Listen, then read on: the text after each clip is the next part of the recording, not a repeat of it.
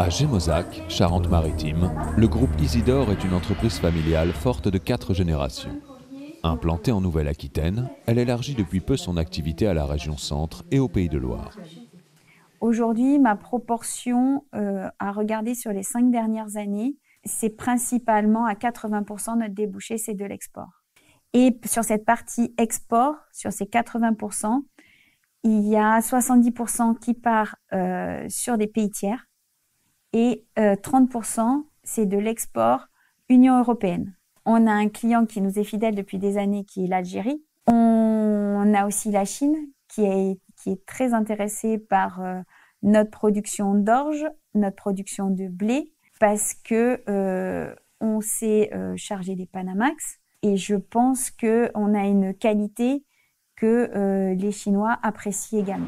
Le cœur de l'activité est la collecte et la commercialisation des céréales pour l'export. Plus qu'un constat, c'est une expertise et une opportunité pour ses clients. Ce positionnement export questionne sur l'intérêt de la production bio, du moins pour les céréales, dans un pays comme la France. On s'est déjà posé la question plusieurs fois de transformer un de nos silos en réception culture bio. Dans notre panel de clients, on avait peu de demandes et peu de besoins, déjà premièrement. Par rapport à l'export, aujourd'hui, on voit que nous, on est plus importateurs de bio et qu'avant de servir l'export, je pense qu'on servira déjà le marché national. Je pense qu'on sera toujours confronté à nos pays concurrents sur le marché export qui ont largement une longueur d'avance sur nous sur le bio dans la mesure où aujourd'hui, on est déficitaire en bio et qu'on importe beaucoup de bio. C'est l'adaptabilité au milieu, à la conjoncture, qui conditionne les prises de décision.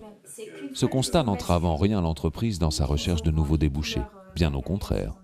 Depuis, on va dire 6 ans, 2015, quand les prix ont fortement baissé, nos clients ont cherché à faire d'autres cultures. Donc, on les a accompagnés avec d'autres produits, type févrole, des pois. Le pois chiche, on a l'avantage, c'est qu'on a un contrat filière avec notre acheteur.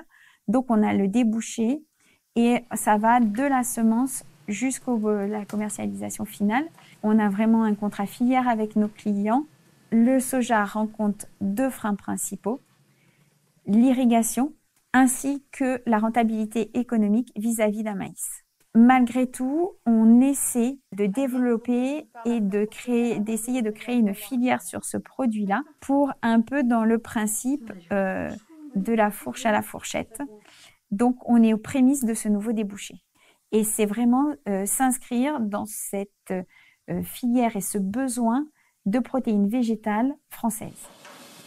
Le principe de réalité économique s'impose à toute entreprise. Même les démarches de certification rencontrent des problèmes de rentabilité et de technicité. Alors, à ce jour, les agriculteurs n'ont pas été demandeurs de nouvelles certifications. Les primes qu'on peut avoir sur ces certifications-là de type CRC sont malheureusement perdues avec la différence de transport qu'on va avoir pour aller chez les meuniers. Sans parler de l'infrastructure silotière où il faut alloter, avoir des lots, des cellules spécialisées, spéciales ou des variétés uniques. Et puis, nos infrastructures, nos silos, on ne peut pas les faire changer du jour au lendemain, mais le principal frein, c'est de pouvoir vider les remorques sans faire de mélange. Et que l'agriculteur accepte d'attendre qu'on vidange à chaque fois les fosses et les élévateurs à chaque fois qu'il y a un changement de produit. La recherche de nouveaux débouchés en est la preuve éclatante. Isidore cherche en permanence des solutions agronomiques nouvelles. Malgré la complexité des cahiers des charges et de la logistique, Isidore est convaincu de la qualité des filières agricoles de ce pays.